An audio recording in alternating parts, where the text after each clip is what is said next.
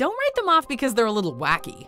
Welcome to Watch Mojo, and today we're counting down our picks for the top 10 times the crazy guy was right in horror movies. Bro, how you not scared of this, man?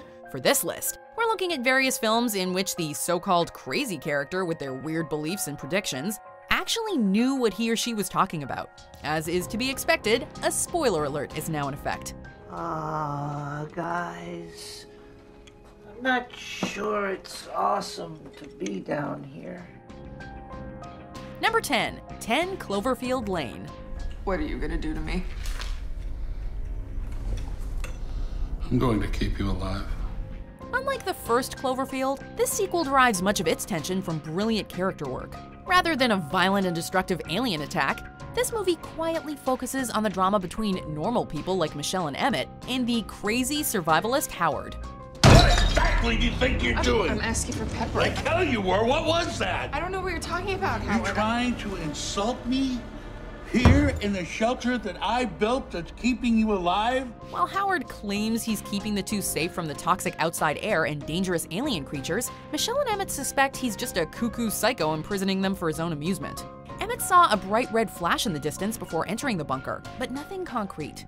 It's not until Michelle kills Howard and escapes the bunker that she learns the devastating truth. The aliens are in fact real, and they are very, very dangerous.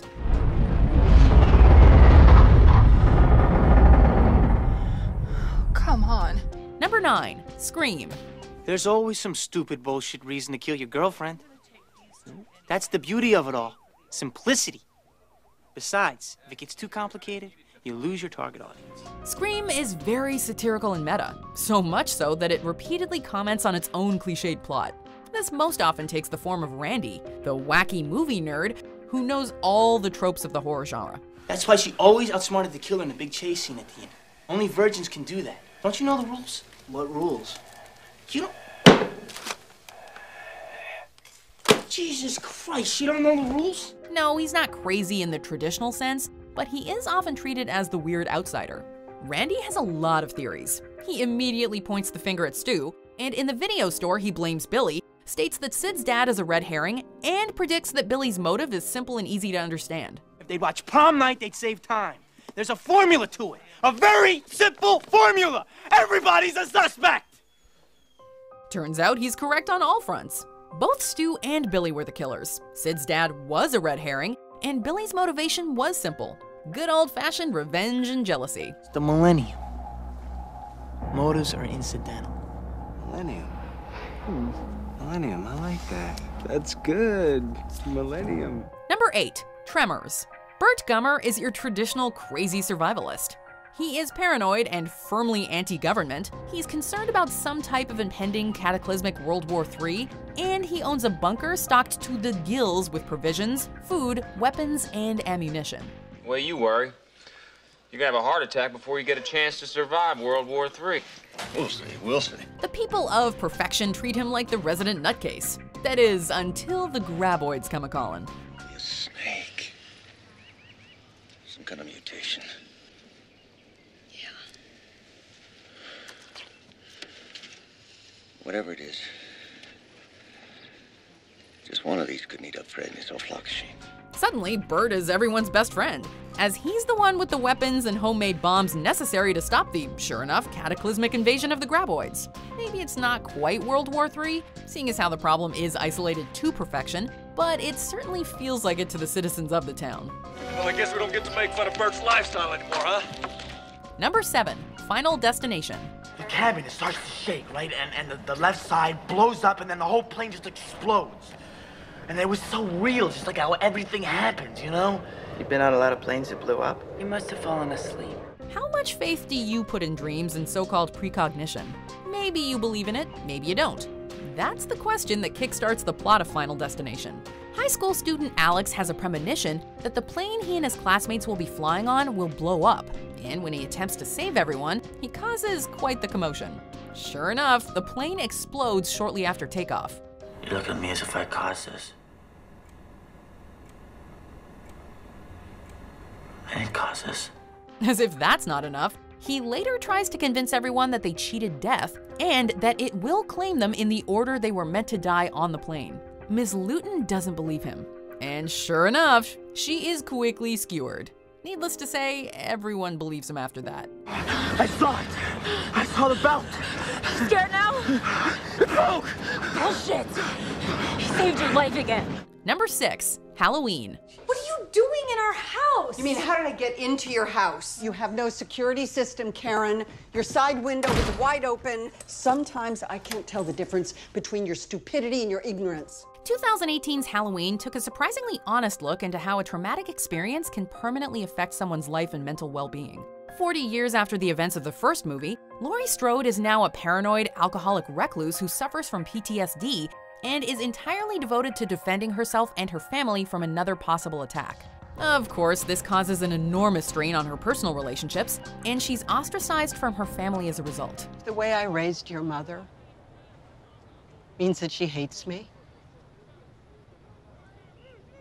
but that she's prepared for the horrors of this world, then I can live with that. Everyone urges Laurie to seek help and move on because there's no way Michael will return. That is, until Michael returns and kills countless people.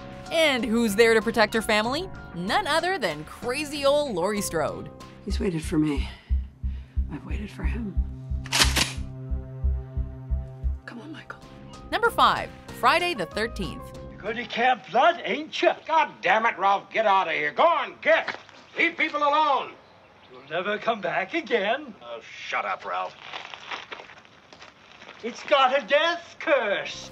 The crazy guy in some backwoods location warning the protagonist about a killer is an old horror movie trope, but it's perhaps best embodied in the first Friday the 13th by the aptly named Crazy Ralph. As you can probably tell by his loving nickname, Ralph is seen as mentally unstable by the citizens and tourists around Crystal Lake. He continuously warns people about the curse of Camp Crystal Lake, and they in turn ignore his drunken ramblings. Messenger of God, you're doomed if you stay here. This place is cursed. Cursed.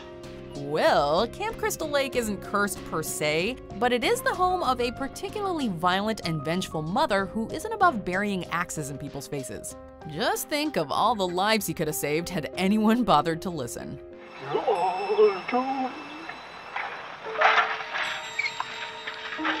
Number 4, A Nightmare on Elm Street. You didn't sleep at all last night, did you? You know the doctor says you have to sleep or you'll go even crazier? Let's be honest. This is a rare example of the crazy ones genuinely sounding too crazy to be believed.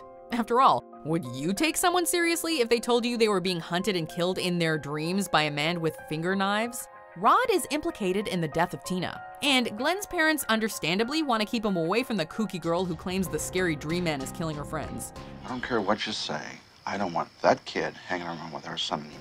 It's later revealed that most of the townspeople know who Freddy Krueger is. They just don't believe he's a vengeful ghost haunting the kids' dreams. Well, he is in fact a vengeful ghost haunting the kids' dreams. So there, Nancy was right.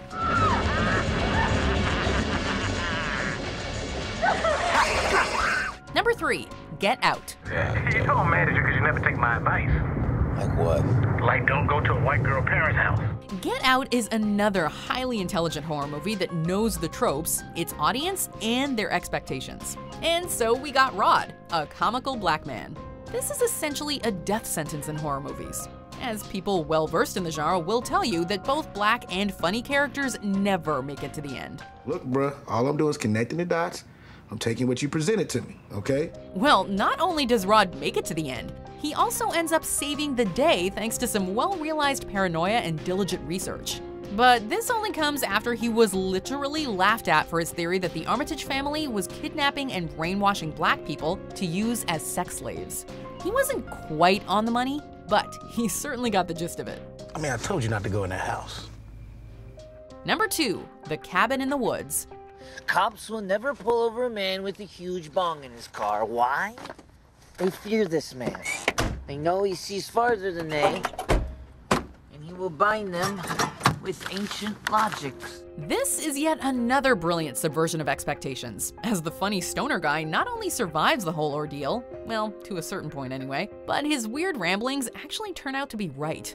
Right from the outset, Marty is logically paranoid and cautions the group against a lot of stupid things like reading creepy Latin phrases out loud. Do not read the Latin. He also finds surveillance equipment and correctly assumes that he's on some sort of reality TV thing.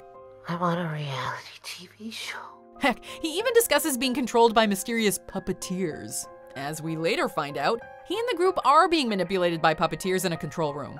It all sounds like typical stoner paranoia, but in this case, the stoner has a point. Many points, in fact. No! What are you saying?